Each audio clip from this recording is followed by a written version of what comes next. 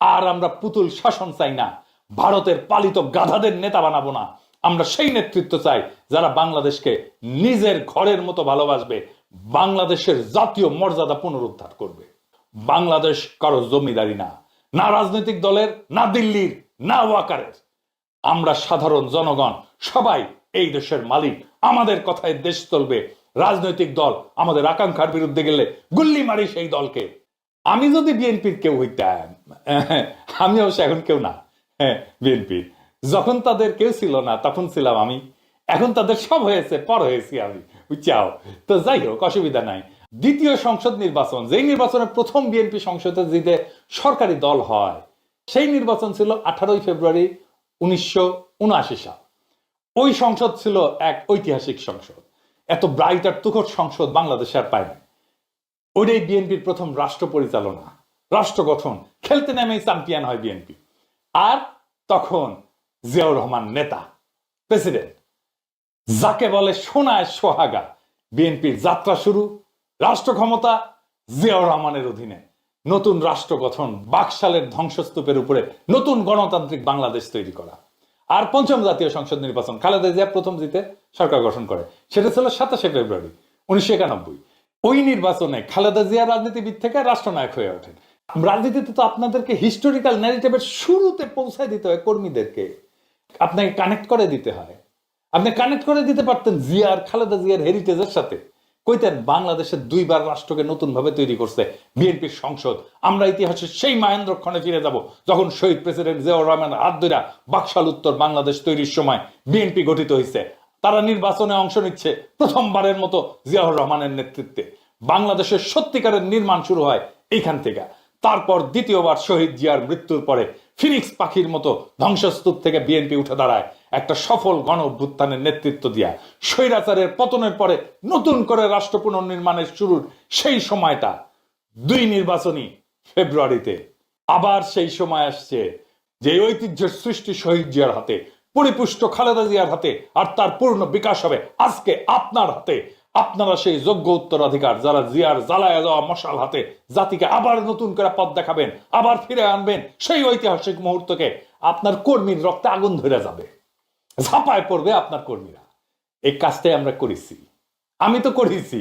আপনারা তো বক্তৃতাও দিবার পারেন না, কর্মীদের জায়গায় তুলতে পারেন না, খালি কইতে পারেন প্রস্তাব করে ভাষায় দিব, 24 ঘন্টা টিকতে পারবেন না, ফু দিলে উড়ে যাব, এই সমস্ত। এর বাইরে কিছু কইতে পারেন না।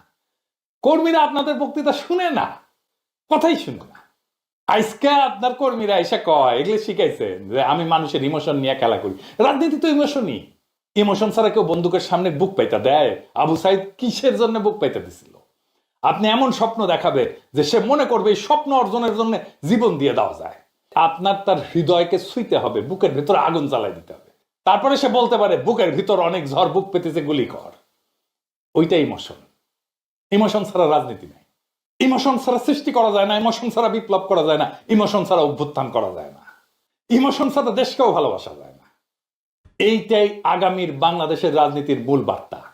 স্বাধীনতা, সার্বভৌমত্ব, আঞ্চলিক অখণ্ডতার জাতীয় মর্যাদা, এই প্রশ্ন কোনো আপোষ নাই। এভাবেই রাজনীতি তৈরি হয়, এভাবেই জাতীয় ন্যারেটিভ নির্মিত হয়। এই কথা আমার না, প্রফেসর ইউনূসেরও না, এটা বাংলাদেশের সকল নাগরিকের আকাঙ্ক্ষা। আপনি জিজ্ঞেস করেন এটা আপনারও আকাঙ্ক্ষা কিনা। এই আকাঙ্ক্ষাটাই তুলে ধরা হয়েছে। আগামীর বাংলাদেশ তাকেই নেতা মানবে যারা এই আকাঙ্ক্ষাকে বাস্তব করবে, রক্ষা করবে। মুতে ভাষায় দেওয়া, ফুদিয়ে উড়ায় দেওয়া আর 24 ঘন্টা টিকতে না দেওয়ার রাজনীতির দিন শেষ। রাজনীতি মানে মাস্তানি না, রাজনীতি মানে হৃদয়ের দখল, রাজনীতি মানে মর্যাদা, রাজনীতি মানে আত্মসম্মান, রাজনীতি মানে শক্তি, কালেকটিভ ফোর্স। মির্জা ফখরুল বলছেন জাতি হতাশ। না মির্জা ভাই, জাতি না, হতাশ হইল আপনার কর্মীরা। কারণ আপনারা তাদের দেখাতে পারেননি এই লড়াইয়ের শেষ কোথায়, শুরুটা কোথায় থেকে। আপনারা বলছেন নির্বাচন মানে তারিখ, প্রফেসর ইউনূস বলছেন নির্বাচন মানে রাষ্ট্র পুনর্গঠনের পথ। আপনারা চাইছেন ডিসেম্বরে ভোট, কারণ আপনারা বুঝতেই পারেননি ডিসেম্বর আওয়ামী লীগের ক্যালেন্ডার আর ফেব্রুয়ারি বিএনপির কাব্য। তাদের ইতিহাস মুক্তিযুদ্ধের চেতনা, আপনার ইতিহাস রাষ্ট্র নির্মাণ।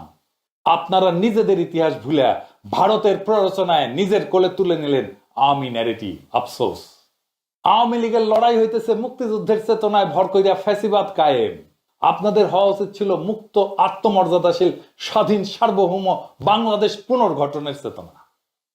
কিন্তু আপনারা কি করলেন?